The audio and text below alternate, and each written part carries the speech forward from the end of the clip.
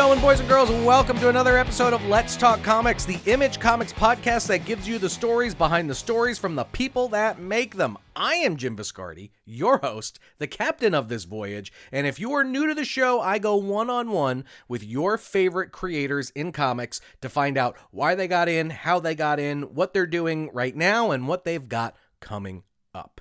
And look, I'm going to be honest with you.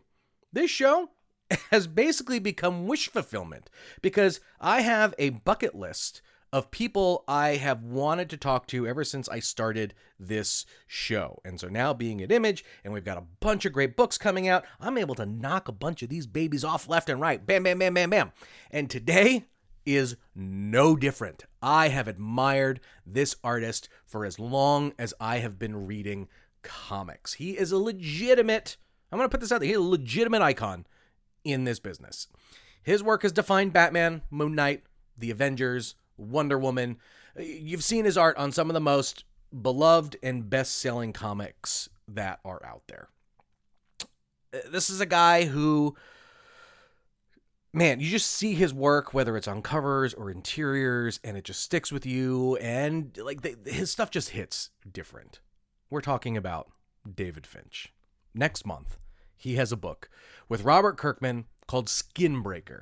This is a massive book. It's brutal. It's beautiful. It's taken a while to get here. It's been years in the making. But why it's taken that long is such a fascinating thing to listen to, because I think David and Robert learned a lot about the book as they were doing the book. And so I'll let David kind of tell that story. But Skinbreaker, this is going to have it all, right? It's going to have brutal, in-your-face action. It's going to have emotional beats that are going to stick with you long after you close the book, and they're probably going to make you cry. But look, this is the first time that David's really kind of been able to talk about it since they've announced it in a more in-depth manner. He's been doing the press tour. He's been doing a great job at it. Lots of great interviews with other podcasts. So definitely go check those out. But this one, we get into all of it. We get into the process. We get into the collaboration, and we get into what David likes to cook at some point. So buckle in, because this one is going to be one that you probably listen to once or twice, because one of the other things we talk about too is David is a fantastic teacher. If you have not checked out his YouTube, I'll link to it in the show notes. Check it out, because the guy has put out basically a free masterclass on how to draw comics and how to draw period. So go check those out. All right. You know the business. If you like the show, share it on social. Take a screenshot right now. Share it on Instagram. Share it on X. Share it on Blue Sky. Share it on Threads. Wherever you want to share it. Tag me. Tag Image.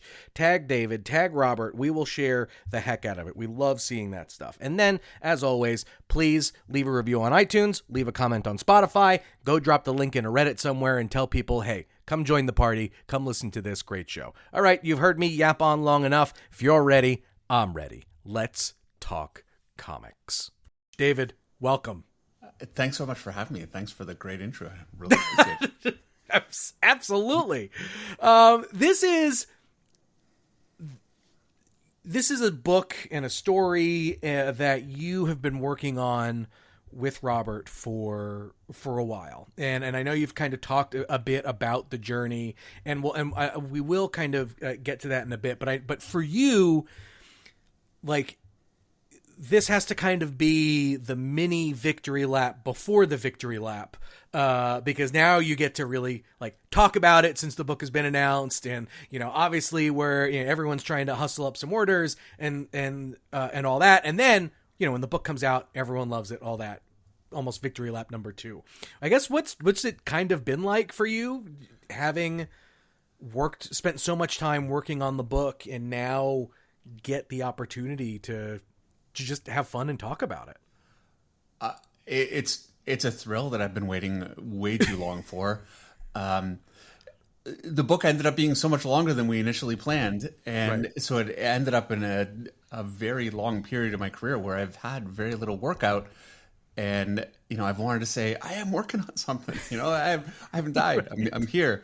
So to be able to actually finally talk about what I've been working on, brag about the fact that I'm getting the chance to work with Robert Kirkman and Annalisa Leone It's such a great team, and show off some of the work that we did on the book. It's a huge thrill. It's also very scary because now the book comes out, and now all the fans, you guys that are watching, hopefully you'll pick it up. Hopefully you'll like it. But that's out of my hands, So you put the work out, and you hope for the best. I did everything that I could to make it as good as I possibly could. I know we all did, and I hope people like it. Do you get those pre-release jitters for a bunch of your projects, or does this one feel like for you, obviously because it is, a creator-owned endeavor and things like that, is it a little different? I do every time, actually. This one is stronger, I think, than I can remember maybe ever. I don't know. Because I worked on it for so long, and I couldn't talk about it for so long, and I put so much work into it. I'm very, very close to it. Also, it's designed from the ground up, something that I rarely get the chance to do. And so there's so much of me in it. And so, yeah, it's very, very scary. Right. I mean, it's great. This is what I wanted. This is what I've been looking at. And I keep telling myself, this is what you wanted. But it's a scary time for sure. Yeah. That's awesome.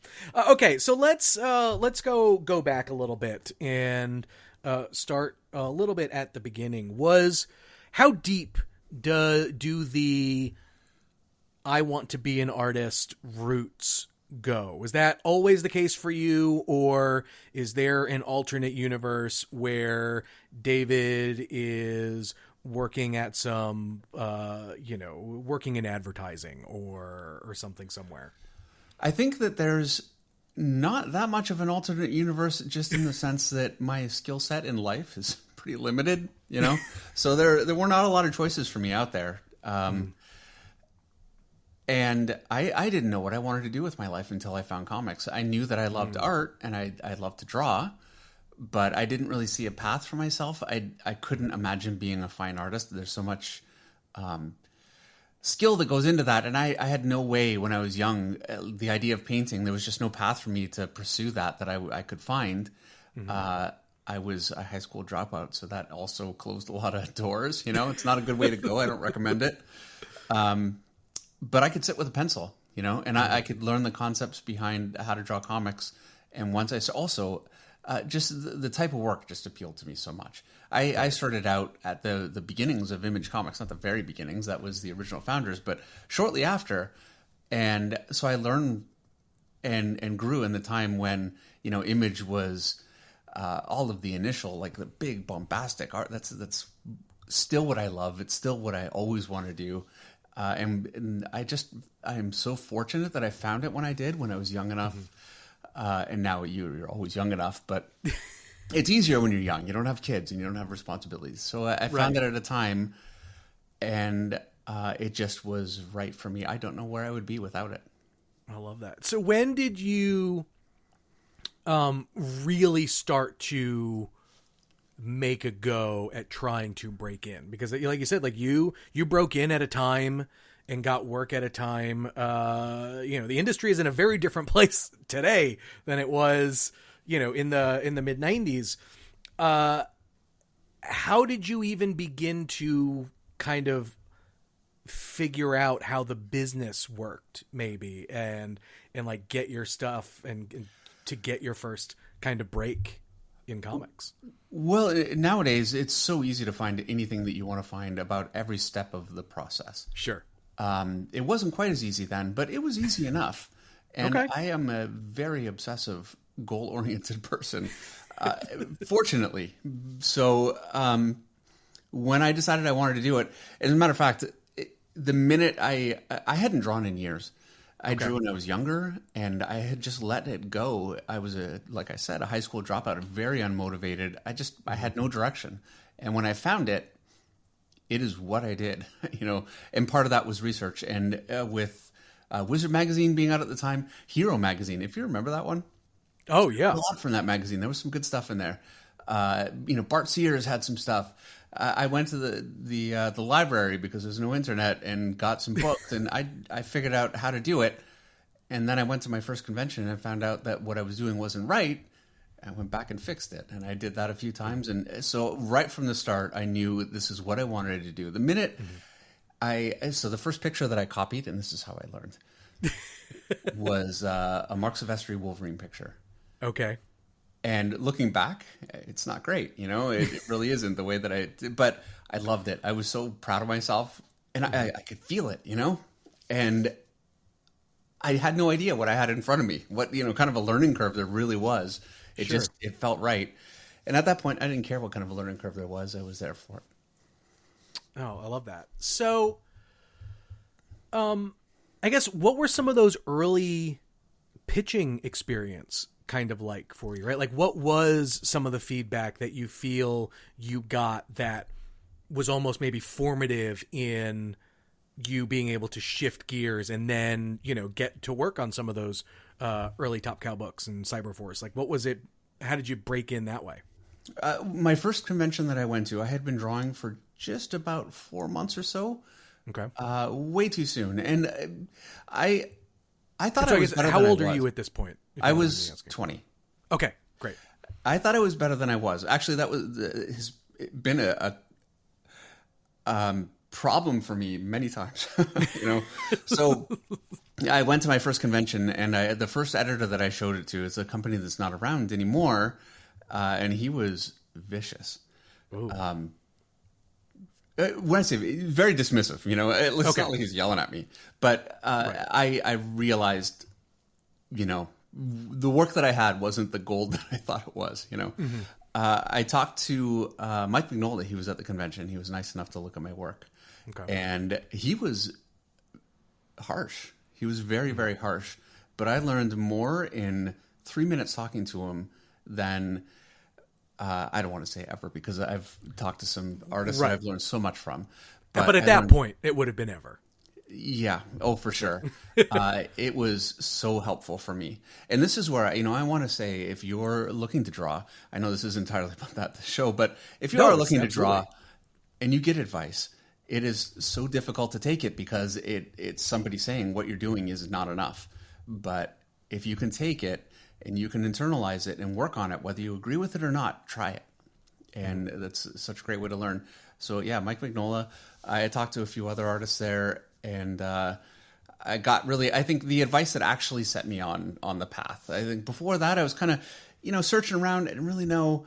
After that convention, I sat home and I had so much to think about, and then it gave me what I needed was essentially a curriculum, and it had to be self-guided. So that kind of help, that made all the difference. Right. I want to take a small tangent because of kind of the topic you just hit on. A while ago, you jumped into the YouTube space and have built a series of really cool tutorials in a sense. What was that like? What was maybe more the impetus for that, for you to like want to dip your toe into kind of those waters and explore some of that stuff, but also kind of be, a teacher? Like, this is like, for anyone out there who's listening to this and wants to figure out a way to get in, this feels like gold standard encyclopedia stuff that you should go check out. Thank you. It was incredibly well received. So like I said, I'd love to hear from you what that kind of experience was like, and maybe if you had learned anything along that process. The beginnings of it for me were right at the beginning. I worked for Mark Silvestri first at Top Cow. That was my first opportunity. And he worked in the studio, in the room with all of the young artists. And there was a lot of us at the time. And he would go from desk to desk and in depth solve our problems. And he would do that every day. I had no idea just what a drain that is. It's very difficult to do. He was very dedicated to it. And, we were assets for the company. Sure. Hopefully. This is the idea. But that cannot be enough motivation to invest what he did in us. It's just who he is. And I found, as other artists were coming in, younger artists than I was, and I say younger, we were all pretty young, but I really enjoyed doing that also in trying to help and, sticking my nose in what they were doing.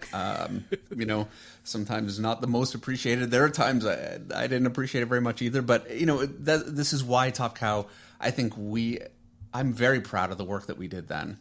I think we were a very strong studio, and it's because we had such a supportive environment. So I found I enjoyed teaching. I enjoyed learning. And I did a tutorial video for Gnomon Workshop quite a bit later. This would have been around 2005 or so. Okay. And that was such a great experience. I did a couple of the videos for them. I had some questions from people that had watched some of those videos, and I put them up on YouTube in 2015 and just forgot. I just let it go. And I did an interview for somebody. It was a podcast, and they said, you have a YouTube channel with 11,000 subscribers. I had no idea. I just put it up and forgot about it. So I thought, wow, starting YouTube is such a difficult thing. I mean, it can take years and years and maybe never happen. And I thought, well, I've got a leg up to start. COVID had hit, so there were no conventions. And I really missed the interaction, not only with fans of the medium, but also, other artists and creative people. And I enjoy teaching. So part of the reason it was a tutorial is I love doing that. The other reason is if you're going to do a YouTube channel, you really have to have a value proposition. You can't just say, hey, I'm going to start talking and people are going to care. Sometimes they will, but not usually. So, you need to say this is why you're here at this channel and this is what you'll get from it. And tutorials were obviously, what I had to offer. So that's how it started. All right. Talk to me about those early Top Cow days. Who else is in the bullpen at that time that you're working with, and maybe what were some early memories outside of Mark walking around and giving everyone some tips? Brandon Peterson was there. One of the first artists that I met. The first artist actually that I met was Billy Tan. Wow. And Joe Benitez. Mike Turner came in 2 months later, maybe 2 months. Anthony Chung, quite a few other artists. And, and over the years, there were so many artists that, and this is always so, it's not inexplicable because I almost did it myself. I don't think I almost did, but I felt I wanted to. People would just quit. It was, I never saw somebody, an editorial or Mark never said, you're finished, we can't work with you, you'll have to leave, or, that never happened. It was such a supportive environment, but there's so many talented artists there that it was also very high pressure. I mean, you go from working at home where you're comparing yourself to yourself and what you see in a printed page, but there's a distance there that you can fool yourself. But you work in a studio with other artists and you learn your limitations fast. And so people would quit. I think I forgot that. Oh, right. Yes. So, Joe Benitez, my best friend at Top Cow, one of my best friends still. I learned so much from him. Really, we enjoyed hanging out so much. Mike Turner came in 2 months later. I think everybody knows that story. And he learned faster than any artist I've ever seen in my life. Mark would explain something to us as a group. We would sit around his table or stand around his table and he would show us something and we'd all go back and fight with it. And Mike would just do it, So yeah, it was a competitive group. We were competitive, but we were also very supportive, and good friends really to this day. Unfortunately, Mike passed several years ago, but yeah, it's very fond memories. And I really miss working in a studio with so many artists. So getting some of that work under your belt and doing some of those reps, what was it like then for you to then kind of make the jump to doing some of the bigger superhero stuff at Marvel and DC? I was very dedicated for a long time at Top Cow. Yeah. And that really started to wane, and it's just, immaturity. Part of it is I started to have some success at Top Cow. I did a book called Ascension, and it sold very well. And that actually drove me off of the book, which it's very counterintuitive. I was young, and I was so happy that it succeeded, and I was like, great, it worked. where do you go from here? Well, I know where you go from here. You can only go down. And I was so afraid of that happening. I quit, which is, it took me a long time to really understand that that's what I did, but it is what I did. Toward the end of Top Cow, I was kind of waning. My motivation was going, and I just wasn't working as much as at all, almost, for just about a year. And I realized now I had moved home, and I just found it very difficult to be motivated working from home. And I decided I needed to make a change. I had done a crossover with Joe Quesada, his event comics, right, in Cyberforce, one of the books my first book. And so I knew him from that. I saw him at a convention. I said, hey, I'd like to do some stuff at Marvel. And I found out very quickly they were interested, but they were also very leery because I had developed a reputation, unfortunately, at the time of being very unreliable. So they put me on a few things where they could see if I would actually do the work. And because I knew that this is what they were doing, it made me really motivated to work. And actually, that really gave me all of my motivation back. I have since learned motivation is a bad thing to pursue. You really have to pursue discipline. Because you can't always be motivated. I've learned that lesson, and that really helps now. But so that's how I ended up starting at Marvel. Bottom rung will give you this, little short thing here, and then I did that, and I did it on time. I made sure, and then I kind of grew from there. I was very fortunate to get the chance to work with Brian Bendis early on, and he is a master storyteller visually, and right early. And there were times he would actually give me layouts for pages. It wasn't too often. But there were times he had something in his head that he was afraid that, and I think legitimately, concerned I wouldn't be able to figure out. And so I would get a layout, and I learned so much from his layouts. I learned so much from his descriptions, and it taught me how to work with, I hadn't worked Marvel style. I hadn't worked full script up to that point. So it taught me how to work full script effectively, and how to ensure that while I'm drawing, I'm not losing the intent of what the writer is writing, and work with the writer. So it was very, very formative for me, and very successful. I mean, it's Bendis, so I'd love to take credit. Well, we did some books that sold really well. Well, that's what Bendis does. I mean, I admittedly am a huge Moon Knight fan, and so I obviously fell in love with a lot of the stuff that you did there. But you bring up a kind of an interesting point where a lot of what you were doing up to that point was kind of at your, not at your own pace, but you had more control over, in a sense. And so now coming into Marvel and having to work with other writers and collaborators and things like that, what was, I guess, the learning curve maybe like for you to go from, like I said, just kind of doing your own thing to working, just like doing some of the work for hire stuff with another collaborator? I love work for hire. I want to say, first of all, because work for hire means I get to work on Avengers and Batman, and this is what I came here to do. So, I wouldn't want to, denigrate that experience too much by saying, it's just work for hire. I'm so passionate about that work that I did because I love the characters. So, but more, I guess, like, what did you maybe learn about yourself? Right. Like, you mentioned a little bit with Brian and the full script, but and I think like you and Brian are a great example of a duo that, really kind of worked in concert with one another. And like, you wouldn't have to name names or name books, but I can't imagine that's the experience you have every time. And so like, if maybe not or whatever, how do you maybe wrap your head around what you need to do versus what you want to do? What I want to do is tell a good story. I didn't really know that at the time.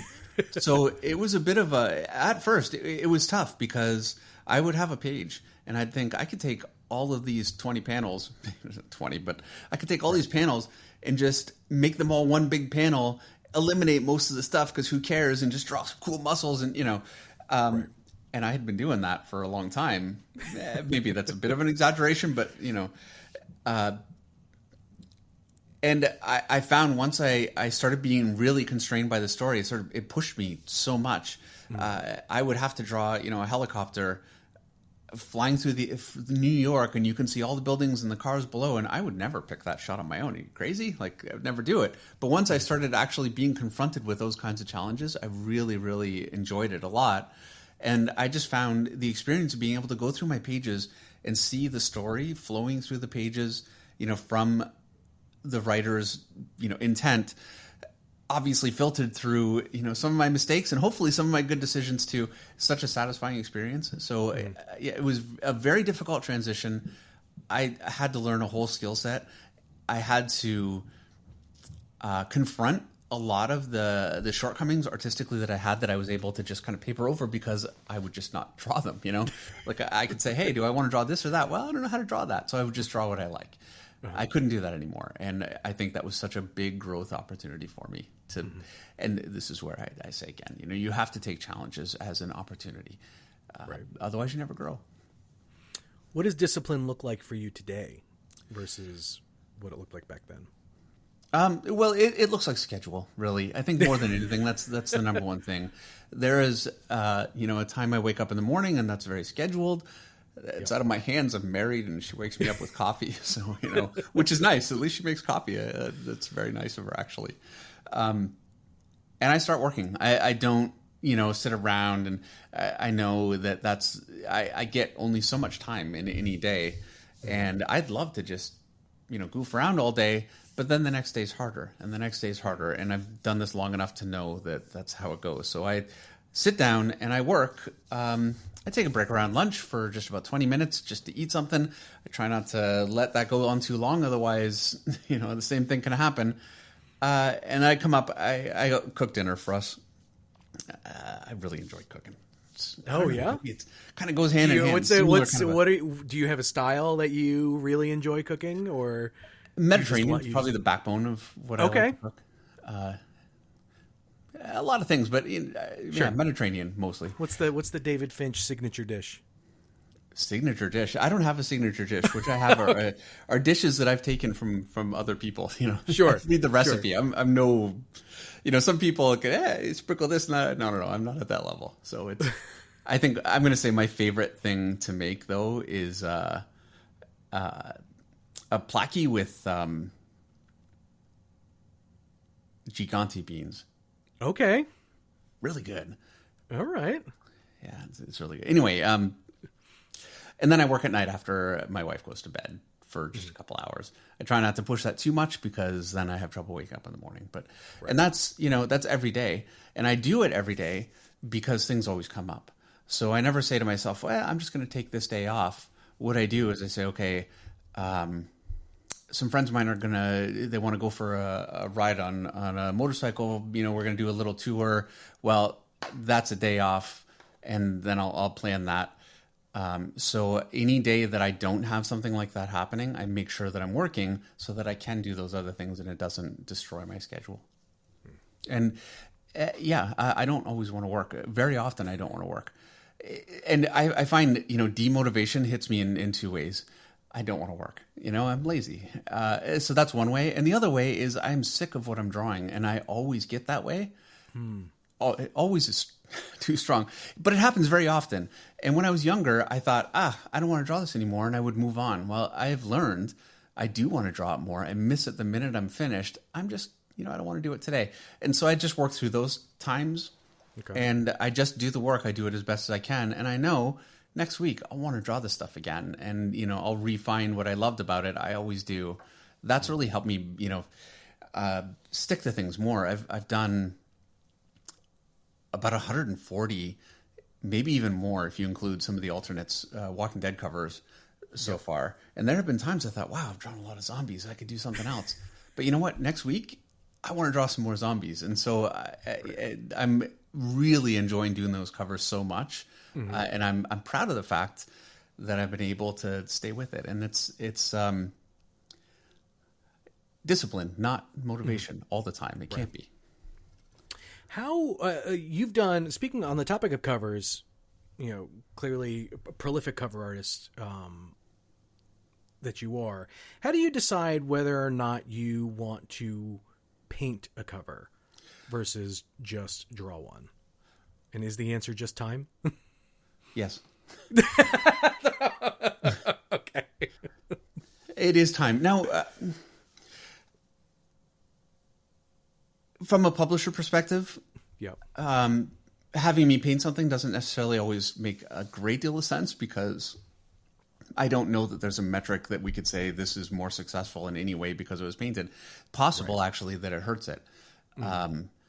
So it's not like I have publishers saying, please paint this.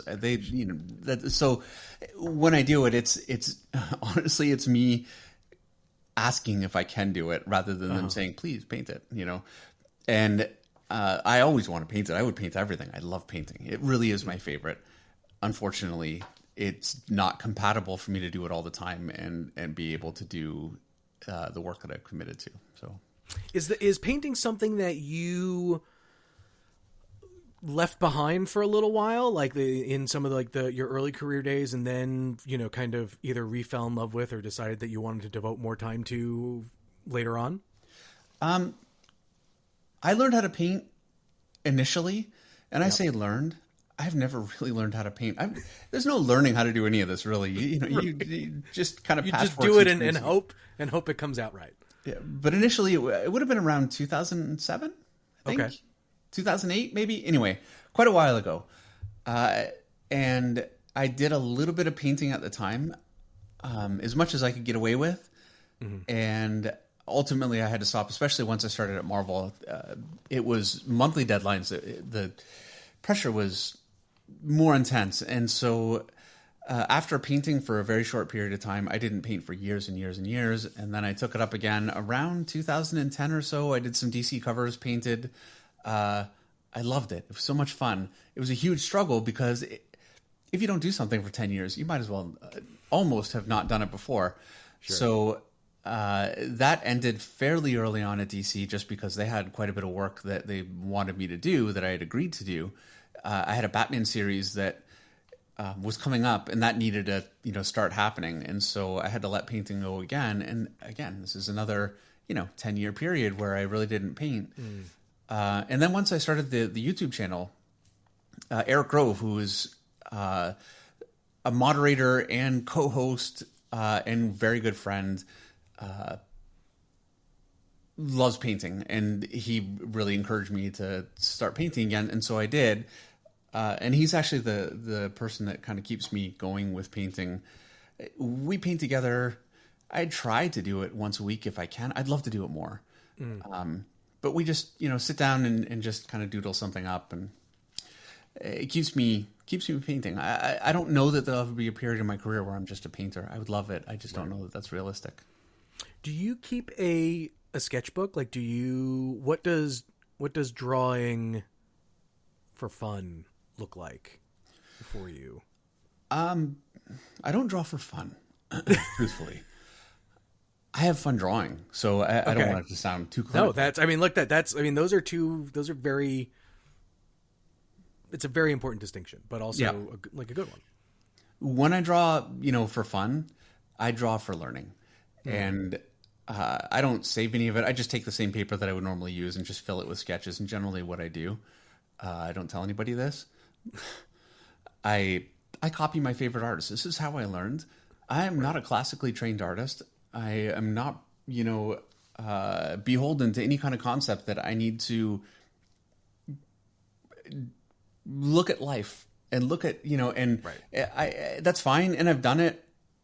What I love is comic art. It's what I want to do. That's what I look at. So, Ryan Otley, I'm a huge, huge fan. I love what he does. And I'll just open one of his books and I'll copy a bunch of figures from the book and try and, get some concepts of what he's doing. So when I'm drawing my own work, I'm not copying Ryan Otley, but what I am doing is drawing on some of the things that I learned. I find if you look at something, you'll get something from it. But if you draw it, you get so much more from it and you actually get a feel for it. And so, that's one artist I've been looking at lately. Claire Wendling is a very, very big artist for me that way. My hands, my feet are better than they were. They're not great. I'm not the best feet drawer. She is an incredible feet artist. That was very helpful. So, it's a long list. Frazetta and I could go on, and we could do this the whole time. But that's what I do really for fun is study. Yeah, no, that's awesome. All right, let's jump into Skinbreaker for a bit. This is you and Robert getting the opportunity to build a world from the ground up. And so where and how does that start? Right? Like, obviously this is something that you and Robert have been kind of throwing back and forth a little bit together, but how do you, when you start a new project like this, begin to wrap your head, not only maybe around the concept, but like I said, like, you're building everything from scratch. Obviously there's influences and things like that, but for you, I'd love to hear about the early start of that process on Skinbreaker. The very initial start was Robert giving me a very quick idea of what the story was, and what the settings, should be, kind of genre, that sort of thing. So we talked about those kinds of things, some of the characters that would be coming up, and kind of who they were, and how the visuals should reflect it. So we had some discussions that way. We talked about, some different media that might contribute, Yep. Apocalypto is a movie that, we talked about, a lot of really great design there. I am a very big Michael Kaluta fan. Okay. And it's not an influence that I've been able to use as much as I would like, because the kind of work that he does is so different, but it really lent itself to this book. And so I looked at a lot of Michael Kaluta. I looked at a lot of P. Craig Russell, Bernie Wrightson. And so I did some initial sketches of the characters. My initial request from Robert was characters that look very non-human, very different. And I did that. And it was not working. It wasn't working for me. It certainly wasn't working for Robert. I think, there are artists that could have pulled that off beautifully. Unfortunately, the way that, and I tried quite a few different ways, it wasn't working. So we kind of acknowledged that, fundamental, most important is that the characters are relatable. And if I couldn't make them relatable, being incredibly, alien and different, then we went much more subtle, which is how we ultimately went. The backgrounds, like the trees, that kind of thing, I designed on the page, and the first page, fortunately, it was just an environment page. So it was like a bit of a proof of concept. Turning that page in, if it doesn't work, well, we'd start again. But he was happy with the direction, so it allowed me to just keep, exploring that kind of on the page. So I didn't really design that outside of the book. I tend to design things on the page more. It's just laziness.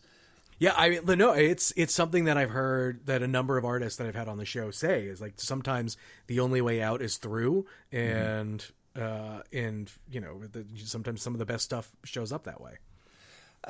Yeah, I find, and if you leave me time, I'll look at every artist out there and every resource, and I'll go through this rabbit hole of impossible decisions that I will ultimately not make because it's just too much.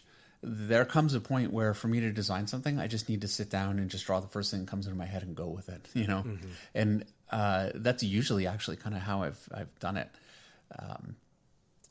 I can think of times I've designed costumes for characters and gone through tons of versions, looking at things, and it just never works. And I finally just give up, and that's the one that works.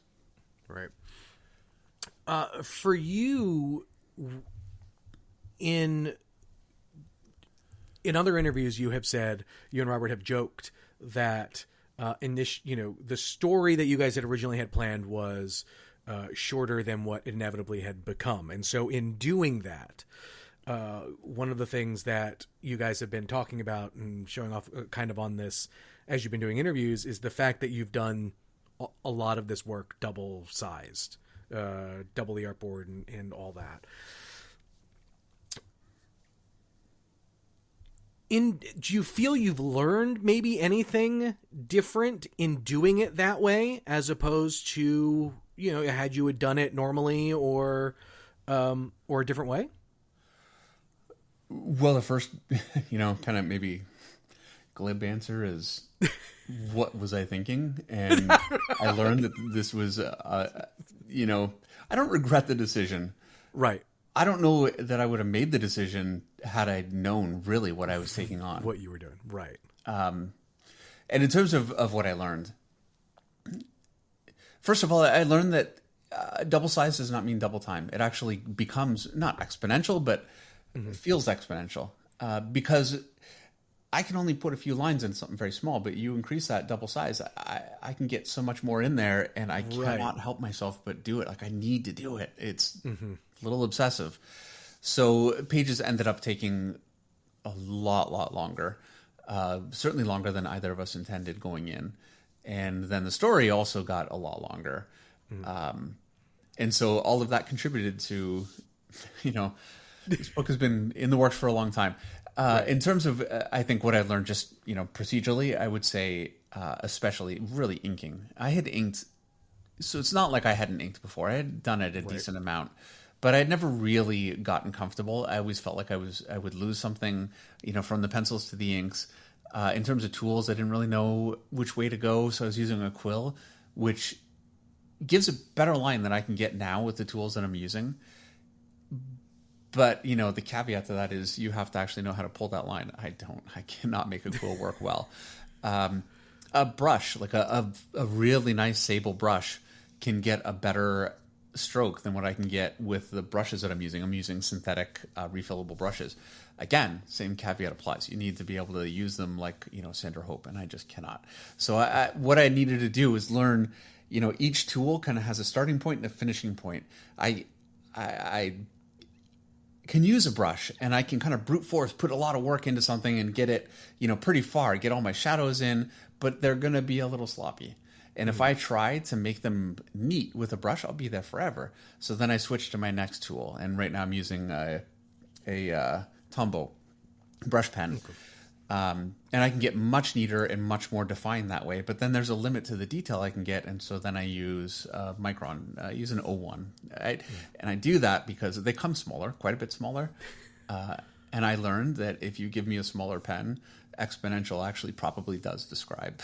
There's a point. So I limit to 01. Right. Okay. So let's talk about the collaboration experience and process with you and Robert, because I know as early as the first issue, it felt like both of you were really contributing to the story in ways that that I don't know that maybe you guys anticipated or intended, but I know, in the first issue, Robert has mentioned that there's, you had designed this crystal sword, and Robert really liked it, and it became, a pretty important part for the story. So for you, and kind of what was the back and forth kind of like, and is that something that just kind of happened, throughout the rest of the series and working together? Well, that's definitely the biggest example by far. Okay. There's nothing that comes remotely close, right, in terms of like the impact that it had. From my perspective, and no, it was certainly not planned. I just had to draw a sword, and I thought, it'd be kind of cool if it was crystal. I don't know. That's really as far as I thought nothing of it at all. That was, and I thought it doesn't matter if it's crystal. Like, it's not going to affect anything. So why not, right? I'm losing a light. So I did it, and everything that grew from that. Robert's very generous in giving me a lot of credit for that. But really, I thought, hey, it'd be cool to have a crystal sword. That is the extent, sure. The story impact, all of that. It's all Robert. That is how I prefer it. It's his story. I get to contribute visually so much, but I'm not a writer. I've done it. It's a tough job. And when I get to work with a genius writer like Robert, I want it to be his story 100%. And I want to get that across as best I can. So that's always kind of where I'm coming from. So any place where I did have an influence, in the story was never intentional. I feel like some teams can work that way really well. I think you can have a battle back and forth. I don't want to work with a writer and make them feel like they're battling to express their story. Sure. For you, one of the things, though, that you do get to control, in a sense, is pacing, kind of, right? How and where maybe you set the camera up and do things like that. Where was there anything for this project that you maybe got to try that you've been wanting to do, or was this, it just in the script that you got from Robert was like, oh, I see the vision and I can execute on this? In the script I got from Robert, I could see the vision and I wanted to execute on it. You're exactly right. He knows exactly what he's doing. He's very visual and he does not make mistakes. He knows how to make something flow. And so I've had times in my career where, I feel like I need to step in a little bit and make something flow a little bit, maybe make a few different camera choices. And I'm happy to do that. It's actually very enjoyable to do that when it comes up. But that's actually more rare for me than you might think, because, I've been so blessed to work with such great writers, and Robert is, the top of that list. So I would be exaggerating to say that I had a big effect on pacing. The pacing is very much from Robert, and I tried to be very specific to that. I find there are so many decisions creatively that I can make within the confines of an angle and a paced shot that I don't feel the need to be pushing beyond that and saying, you know what, hey, let's try this pacing instead. When it works, it works. I'm not fighting that, and I want it to be right according to the writer's vision. Right. So, I really limited my decisions much more to composition and and making the shots work as well as possible, making sure not to make, hopefully compositional mistakes, making sure the panels flow into each other properly, which is an art unto itself. And there's so much that you can do to make that work more effectively. And I think when you work with a great writer that understands pacing, that can be their job. Let's talk about working with your other collaborator, Annalisa Leone, right? And this is obviously, it's a different experience than working with someone like a writer, because this is, I have to imagine something that maybe correct me if I'm wrong, but something you maybe are a bit more hand in hand with in terms of some of the coloring, or is it just like, Annalisa, you do you? I'm feeling a little self-conscious right now, because that is actually the answer. I want to say, oh no, I made so many decisions, and no, she is incredible. And she is so inventive with what she did. It was everything she did was a complete surprise to me from the start. Like the first couple of pages that I saw, I didn't envision it remotely like that. And I could not believe some of the choices she made, just like color patterning and like trees would have multiple colors all through, and there's a science behind it. If you look at the choices she made, it's not random, just in terms of her colors, but also she added so much depth. And there were panels that I drew that really needed that depth. I talked about composition a minute ago, but it didn't always work. And there are times where I just ended up with a bit of a blob panel where everything was just, very difficult to see. It's just too much detail and not enough definition. And she took some of those panels, anytime I had that problem, and just perfectly made it work. She's a very compositional colorist, a great lighter. And she took the illustrations that I did, and they feel like illustrations, and made it a world, it feels like an immersive world that she brought to it. And I find I prefer it when people leave me alone to do what I do. I really do. I like to be able to go in making decisions and doing it confidently that I'm not going to be second guessed, unless, of course, obviously you do something. And I did it actually in this book, like significantly one time. There's a double page spread that it couldn't work. The choices I made, I just went way too far. But generally, I like to be able to do those kinds of things and know that I'm going to be given the room to do it. And if I'm going to work with a colorist or an inker or somebody that, is the top of their game, I want to give them that same room. And so I keep my mouth shut. Incredible. One of the things I'd love to ask, because you have drawn so much action over the course of your career. How do you keep it interesting, and also keep it authentic?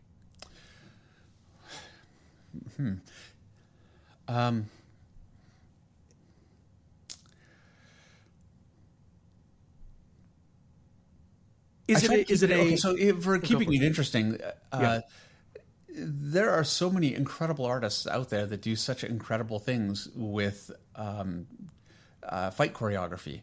Right. And what I know of fight choreography is what I've stolen from other artists. I am not actually really a fan of anime, truth be told, but I am very much a fan of their blocking and their use of composition. And I mean, it's wonderful, like, incredible, creative stuff. And the fight choreography is like top notch. And so a lot of my fight choreography is lifted completely from, I should say influenced by, it's lifted completely from anime. A lot of it, I'm telling you, right? You can't beat that stuff. So a lot of that also. And I'd say in terms of keeping it authentic. Yeah. Or just like, ensuring that, the energy you're trying to convey in the action, making it feel real. I always have an initial impression when I read a script, especially a really evocative script like Robert writes. I have an initial impression that jumps into my head, and so whatever it is that I'm looking at, anime or other artists, whatever it is, I also still have like a kind of a initial vision of how I want that to look and to work, and so I kind of mix that together, and so hopefully that makes it a little more authentic in terms of. Really selling it, honestly, I wish I could say there's some kind of creative, what it really comes down to make action really work, it comes down to understanding gravity, the way that gravity works on a page, because obviously it's not a real thing on a page, and using that, and also using fluid body motion. Essentially, what you want to do is you want to have a general line of action through a body that a body is pushing through. And so if you have a punch going, that punch is pulling the entire body from the foot all the way through to that arm. And you need to think in terms of that. And there's some great resources out there, some great artists. It's going to escape me right now. I'm not going to think of it. I'm sorry. But there's some great stuff about how to do and how to learn how to make figures more fluid and more dynamic, and focusing on that just in terms of study is really what it comes down to. I don't want a punch thrown and the person, like, if I just lock my shoulder back and I push my arm out, it's not going to have any power behind it at all visually. You want your whole body to push into that punch, and then you bring the other arm back out, and it's going to, kind of wrap all the way through. And you're thinking in terms of lines of motion pushing through. And then there's also the impact, and that impact needs to also have that same push through. So you have a reaction against the face, and the whole body is being pulled by your chin. I don't always pull it off. Nobody does. Well, some people, but that's really the concept behind it. So yeah, I've got like a conceptual framework for how I want to approach all these kinds of things. I don't really think about it in those terms. I mean, generally, anything you learn is like handwriting. You learn it all, and eventually it becomes kind of something that you do, hopefully, automatically. To kind of put a bow on this and wrap it up a little bit for you, obviously a little bit on the eve of the release, what are you excited for fans to take away and experience from the book as they pick up the first issue? Really the story, it's there are I enjoyed drawing the whole book. There's so many things that when I think back to the things that I enjoyed drawing, I'm always the same. It's the big, action shots and, the double page spreads and like the cool shots. That's what I love drawing. And That's what always kind of motivates me. I think the strongest stuff in the book is honestly not that. It's the quieter character moments and the reason behind why, you know, there's all the big action, and that is so incredibly well done. It's a generational spanning story. It asks a lot of very important questions. You know, we have so many fears about the future now. You know, the direction that we're going, and a lot of that really applies to this story. Now, this is a fictional story, and it's certainly not intended to be any kind of an analog to what we're going through now, but it's universal things. And I think it's, you can relate, I could relate when I was working on the story with the people that recognize the need for change and for growth. And I could also relate with the people that look at that change and growth and see it as a threat to everything that they know and cherish. And so, and it's a very complex story that explores things that I think people will be able to really relate with, and I'm very excited to see how people respond to it. I love that. David, this, I'm not going to lie, I didn't mention this to you at all before. This is a podcast I had actually originally started a long time ago and have just recently brought back since being at Image, and you were always on the bucket list of folks to talk to, so this has been an absolute gem of a time for me, an absolute honor. I'm excited for Skinbreaker, all bias aside, but I think this is going to be fun. I think this is honestly such phenomenal work from you, and I think fans are really going to get a kick out of it. So thank you for spending some time with me today. Thank you, and thank you so much for indulging me in all my art questions. I really appreciate it. I love talking about that stuff, and I could just go on, you could tell, so I really appreciate it. Love it. Awesome. Well, thanks, man. Well, there you have it. Another episode of Let's Talk Comics done. In your ears, into your brain. You've listened to the whole thing. Congratulations for making it this far. As always, if you want to support the show, go to leave a 5-star review on iTunes, leave a 5-star rating on Spotify, leave a comment on Spotify, go tell a friend about the show. Sharing is caring. Big thank you to David Finch for taking the time to chat with us today and give us a sneak peek on, you know, the making of Skinbreaker. First issue of Skinbreaker, and I'd be remiss to mention to this, there is a oversized treasury edition of Skinbreaker that is, you have to pick up. Absolutely. It drops September 24th. If you haven't told your retailer you want a copy, you better go tell them now, because I guarantee you this one is going to sell out super, super fast. All right. We've got more incredible conversations lined up, so make sure that you are subscribed if you're a new listener, and because you don't want to miss what's coming up. So until then, keep reading comics, keep talking about comics, and we'll see you next time, folks. Catch you later.